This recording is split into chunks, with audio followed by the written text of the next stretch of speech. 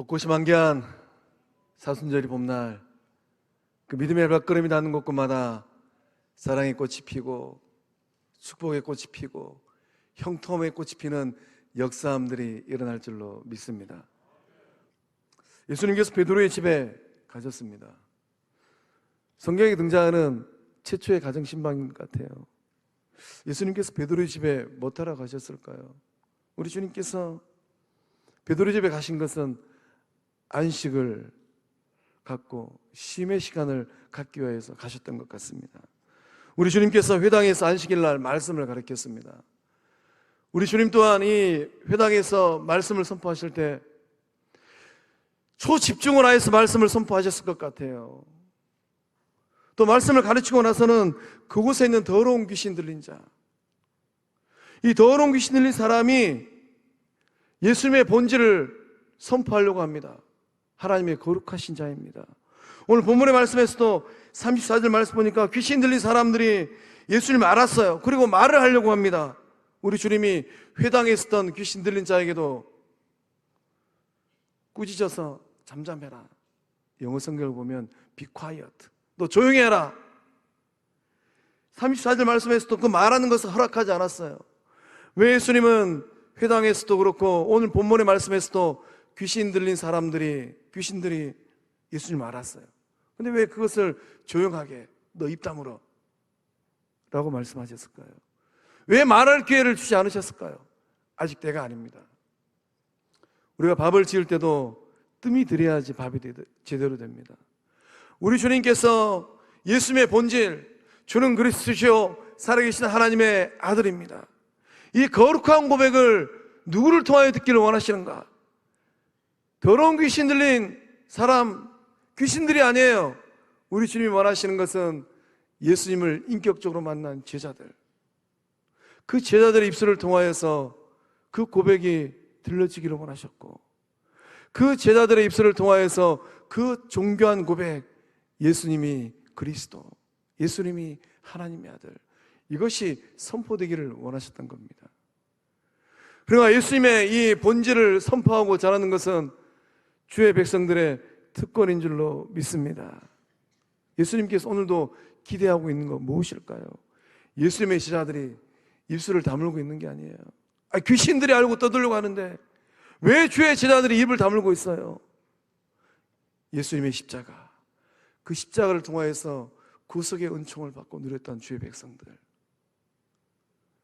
주의 백성들이 입술을 열고 예수 그리스도의 본질, 예수 그리스도의 복음을 증거하고 선언할 때 하나님의 나라가 이 땅 가운데 임할 줄로 믿습니다. 그리고 우리 주님께서 이 회당에서 사역을 하시고 많이 피곤하셨을 것 같습니다. 베드로 집에 가서 좀 쉬시려고 하는데 베드로 집에 가서 하셨어요. 제자 베드로가 나에게 말하지 못하였던 속사정이 있었구나. 그게 말씀 보니까 야고보와 요한과 함께 시몬과 안드레 집, 베드로의 집이죠. 베드로 집에 갔는데 베드로가 얘기하는 것이 아니라 사람들이 얘기를 해요. 왜 베드로가 예수님께 말하지 않았을까요? 베드로 집에 다 가보니까 베드로가 결혼을 하고 나서 장모님도 모시고 또 동생 안드레도 데리고 살고 있어요. 베드로의 말 못할 집안의 속사정, 그것이 무엇입니까? 장모가 열병으로 누워있는 거예요. 사위사랑은 장모사랑이라고 하는데 베드로는 열병으로 고통 가운데 있는 이 장모님을 통하여서 사랑을 얼마나 받았을까요? 또 우리말에 긴병에는 효자가 없다고 하는데 이 장모의 병세가 심상치 않아요.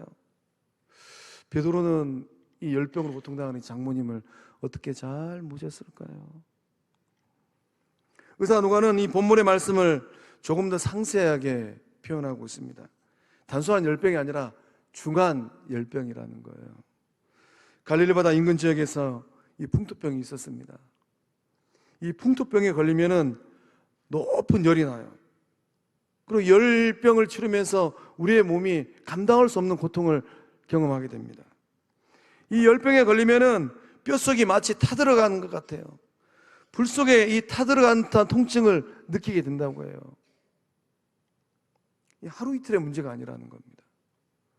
베드로의 집안에는 열병으로 오랜 세월 동안 기간 동안 누워있는 장모의 고통의 문제가 있습니다. 베드로가 먼저 이 장모의 얘기를 꺼내지 않은 이유가 있다면 무엇일까요? 어쩌면 베드로가 이 장모의 이 병세를 바라보면서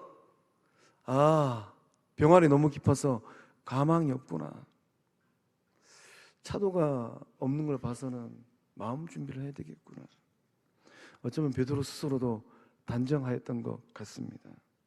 더 이상 희망이 없겠구나. 열병으로 고통당하는 베드로 장모, 이 장모에게 예수님이 어떤 반응을 보이셨습니까? 예수님도 지금 피곤해요. 안식일 사역을 하시느라고. 피곤하다고 해서 예수님께서 손절하지 않으셨습니다. 안식일이라고 해서 외면하지 않으셨어요.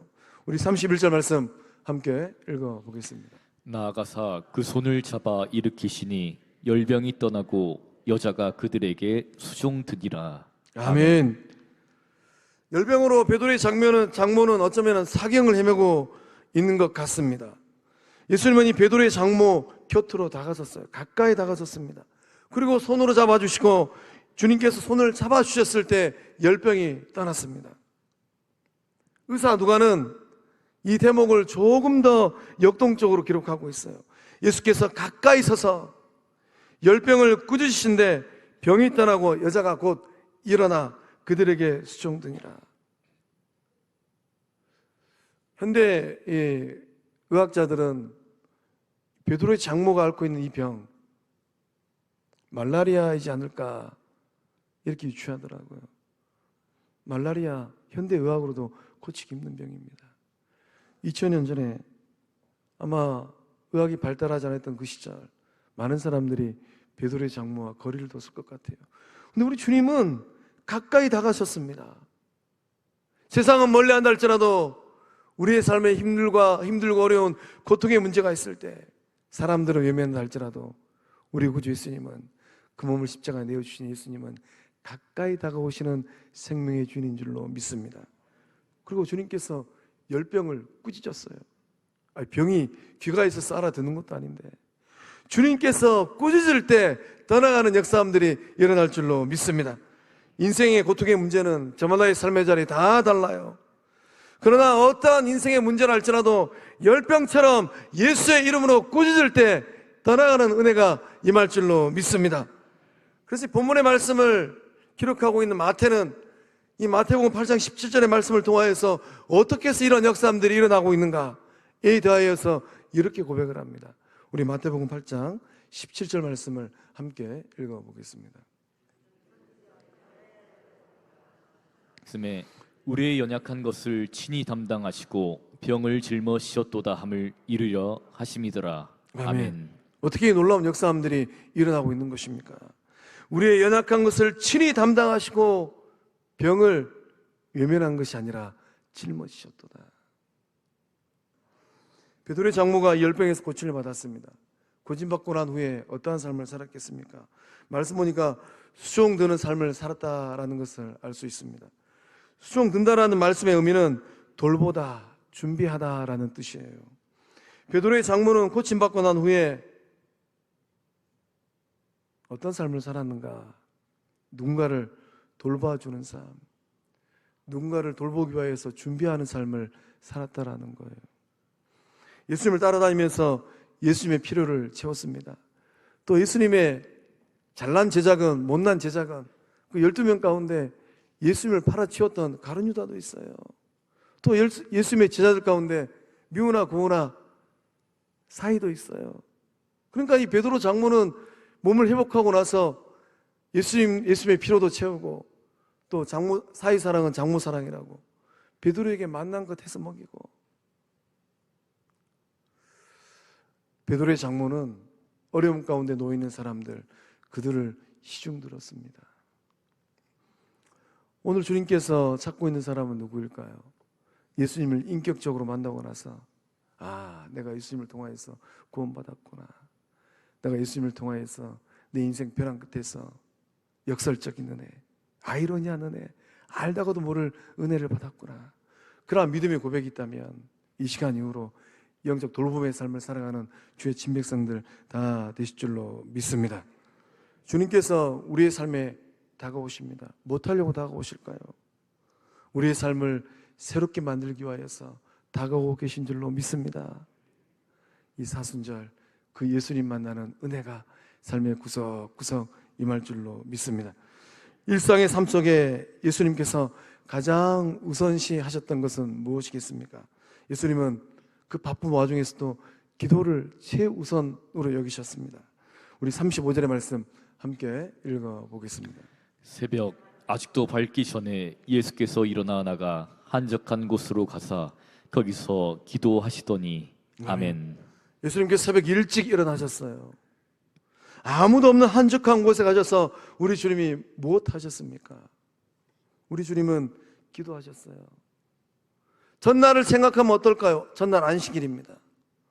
안식일 회당에 가서 말씀 가르치고 귀신 들린 자를 온전케 하고 그걸로 끝나지 않으셨어요. 그 전날은 참 피곤하고 고단한 하루였습니다. 우리 32절 말씀을 보면 알 수 있어요. 저물어 해질 때 온 동네에 병든 사람들, 귀신 들린 사람이 예수님을 찾아왔어요. 예수님 소문이 온 동네에 퍼지니까 동네 사람들이 안식일이 끝나는 그 시간, 저물어 해질 때 저녁 6시입니다. 안식일이 끝나는 그 시간이에요. 그 시간에 온 동네 병든 사람들이 베드로 그 집에 문전 성시를 이룬 거예요. 야, 예수가 귀신 들린 자도 고치고 베드로의 장모 10병도 고쳤다더라. 그러니 베드로 집 앞에 온 동네 사람들, 병든 사람들, 귀신 들린 사람들 문전 성시를 이룬 겁니다. 저녁 6시예요. 예수님도 이제 저녁 드시고 쉼을 누려야 되는데 사람들이 줄을 서 있습니다. 안식일 하루 종일 예수님은 하나님 나라 사역을 하셨어요. 회당에서 말씀 가르치고 귀신 들린 사람 온전케 하시고 또 베드로의 가정집만 가가지고 장모 고치고 또 장모 고치고 나니까 해가 지을 무렵에 길거리에서 몰려드는 인파를 시간에 상관없이 고치셨습니다. 얼마나 피곤하실까요? 그 몸이 녹초가 되었을 것 같아요. 우리는 예수님을 생각할 때 예수님을 마치 슈퍼맨처럼 생각할 때가 있어요. 예수님은 전능하신 하나님의 아들이니까 피곤하지 않으실 거예요. 그게 아니에요. 우리 주님이 얼마나 피곤하셨겠습니까? 예수님께서 이 피곤함을 무릅쓰고 새벽에 일찍 일어나서 기도하셨습니다.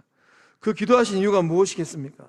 하나님께 주시는 이 사랑과 능력과 기쁨을 공급받기 위함입니다.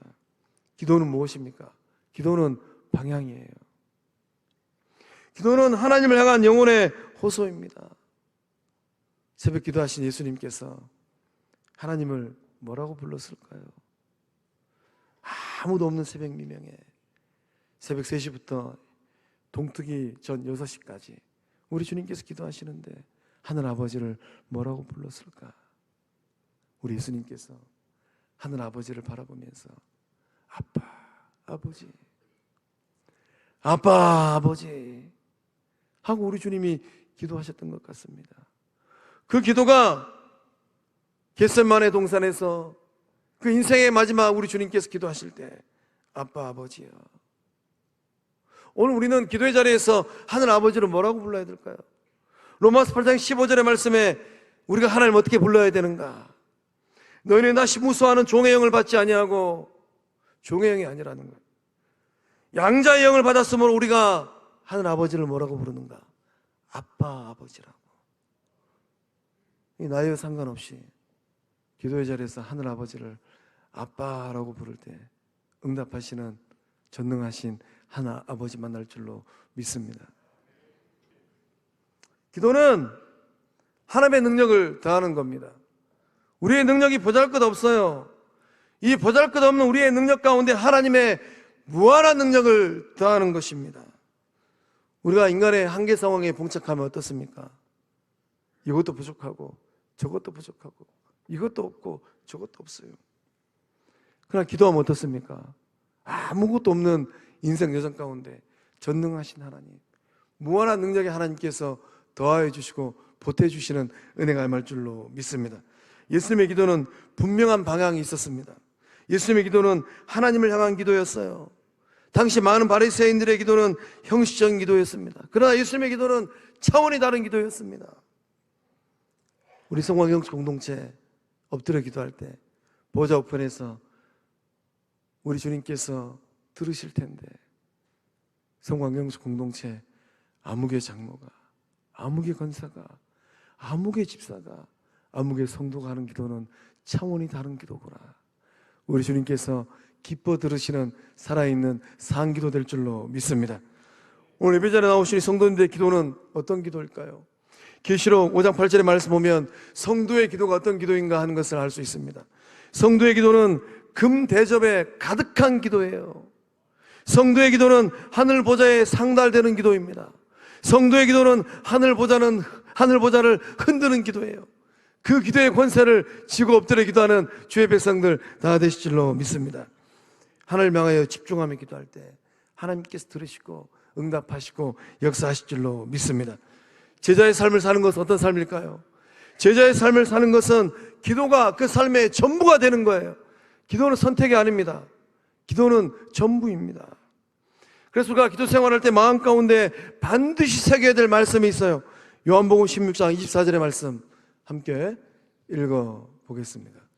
지금까지는 너희가 내 이름으로 아무것도 구하지 아니하였으나 구하라. 그리하면 받으리니 너희 기쁨이 충만하리라. 아멘. 예수 이름으로 구할 때 응답받는 역사함들이 사순절 기간 임할 줄로 믿습니다. 응답받을 때 영혼의 삶의 기쁨이 충만한 거예요. 로또 복권이 당첨돼서 기쁜 게 아니라 로또 복권 당첨돼가지고 인생이 더 엉망이 돼버린 사람들이 얼마나 많이 있습니까? 모든 관계가 다 깨져버리고. 그러나 예수 안에서 우리가 받고 누려야 될 이 기쁨의 충만함의 역사함은 어디서 일어납니까? 내가 인생의 끝자락에서, 인생의 벼랑 끝에서 예수 이름으로 구하였더니만 전능하신 하나님이 나의 기도를 들으시고 적합한 때에 가장 아름다운 것으로 채워주시고 응답하셨구나. 그거 경험하는 주의 사람들 다 되실 줄로 믿습니다. 기도는 영혼의 삶에 에너지를 더해 줍니다. 영적 에너지를 더해 주고, 기쁨의 에너지를 더해 주고, 소망의 에너지를 공급합니다. 우리가 엎드려 기도할 때 이 영적 에너지를 무한 리필로 공급하시는 하나님 만날 줄로 믿습니다. 사탄은 어떤 노림수가 있습니까? 사탄은 성도들과 영적 공동체의 힘을 빼기 위하여 달려듭니다. 오늘 본문의 말씀에서도, 지난 주일날 나누었던 회당에서도 더러운 귀신 들린 자가, 더러운 귀신이 예수님의 특급 비밀을 누설하려고 해요. 아직 때가 아니에요. 뜸이 들여야지 밥이 되는데 귀신이 설치고 있으니까 너는 입 다물어라. 그 놀라운 비밀은 내 제자들이 전할 비밀이다. 원수사단 마귀는 영적 공동체의 힘을 빼려고 달려듭니다. 기도의 힘을 빼려고 달려들고, 공동체의 기쁨의 힘을 빼려고 달려들고, 공동체의 소망의 힘을 빼려고 달려들고, 공동체가 견고하게 일어서는 영적 에너지를 빼기 위해 달려들어요. 그러나 기도하는 주의 백성들이 엎드려 기도할 때 성령의 역사함이 임하고 주님께서 우리에게 보여주시는 은혜와 은총이 차고 넘칠 줄로 믿습니다. 사랑하는 성광의 성도 여러분, 예수 이름 명할 때 병마가 떠나가고 삶의 문제가 해결되는 은혜가 임할 줄로 믿습니다. 예수님께서는 기도하고 난 후에 무엇을 하셨습니까? 우리 본문의 말씀 38절과 39절의 말씀을 함께 읽어보겠습니다. 이르시되 우리가 다른 가까운 마을들로 가자. 거기서도 전도하리니 내가 이를 위하여 왔노라 하시고, 이에 온 갈릴리에 다니시며 그들의 여러 회당에서 전도하시고 또 귀신들을 내쫓으시더라. 아멘. 예수님은 기도하신 후에 전도하러 가셨어요. 본문의 말씀을 조금 더 면밀하게 들어보면 제자들의 관심과 예수님의 관심이 다르다는 것을 알 수 있습니다. 제자들은 예수님께서 기도하실 때 제자들도 조금 피곤하였던 것 같습니다. 안식일 왼종일 예수님 따라다니면서 예수님 뒤에서 예수님이 귀신을 쫓아내고 말씀을 가르쳐 주시고 병자들을 고치는 거 보느라고 고단하였던 것 같아요. 예수님은 그 고담 가운데서 기도하고 있는데 제자들은 새벽잠을 고온하게 자고 있었습니다. 자고 일어나서 보니까 예수님이 안 계시는 거예요. 그래서 예수님을 찾아서 갔더니만 예수님이 기도하고 있는 것을 보시고 제자들이 뭐라고 얘기합니까? 모든 사람이 주님을 찾습니다. 예수님, 이제 사람들 좀 만나세요. 주님의 관심은 어디 있습니까? 주님의 관심은 사람 만드는 데 있지 않아요. 우리 주님께서 뭐라고 말씀하십니까? 내가 이를 위하여 왔노라. 예수님께서 이 땅에 오신 목적은 무엇입니까? 전도하기 위하여 오셨어요. 하나님 나라 복음을 전파하기 위해 오셨습니다. 죄와 사망의 바다에 빠져서 허우적거리는 영혼을 구원하기 위하여 오셨어요. 전도하는 것은 영혼을 건져내는 일입니다. 누가 이 일을 감당할까요? 예수님은 귀신들의 입을 닫으셨어요. 너는 조용히 해라. 너는 입을 다물어라. 이 복음을 누가 전해야 되겠습니까? 예수님을 사랑하는 주의 제자들이 이 복음을 전해야 될 줄로 믿습니다. 사랑하면 그 삶의 변화가 일어나요. 사랑하는 사람이 좋아하는 일을 함께하고 싶고 따라하고 싶습니다. 예수님을 사랑하는 것은 결코 어려운 일이 아닙니다. 우리 주님께서 가장 소중하게 여기는 그 일에 동참하는 거예요. 우리 주님께서 가장 소중하게 여기는 하나님 나라의 복음을 전파하고 복음을 전하는 것, 거기에 동참하는 것입니다. 우리가 사람을 사랑하면 우리의 삶 가운데 또 변화가 일어납니다. 어떤 변화가 일어납니까? 사랑하는 사람에게 좋은 것 주고 싶어요. 나쁜 거 주는 게 아니라 좋은 것을 나누어 주고 싶어요. 그래서 계획지에 있는 자녀들에게 때 되면 좋은 거 바리바리 싸서 택배로 보내지 않습니까? 예수님을 사랑한다면 내 주변에 있는 사람들에게, 사랑하는 사람들에게 무엇을 줘야 되겠습니까? 하나님 나라의 복음, 천국 복음, 영원한 생명을 영혼의 선물로 전하여 줘야 될 줄로 믿습니다. 전도는 어떻게 하는 것일까요? 예수님께서 가까운 마을로 가자고 말씀하셨습니다. 전도는 가까운 곳에서부터 시작하는 겁니다. 내 주변에 있는 가까운 사람들, 부모, 형제, 가족, 친척, 친구, 이웃 사촌들, 그들에게 복음을 전하는 거예요. 사랑하는 성도의 성도 여러분, 주를 사랑하신다면 주님이 가장 기뻐하시는 이 복음을 증거하고 나눌 때에 천하보다 귀한 그 한 영혼이 주께 돌아오는 구원의 역사함이 일어날 줄로 믿습니다.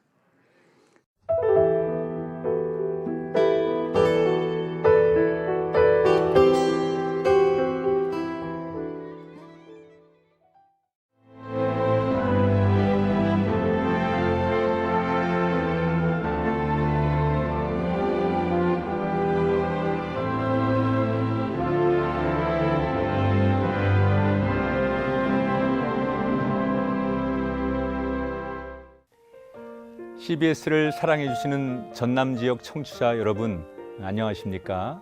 CBS 재단 이사장 꿈의 교회 김학중 목사입니다.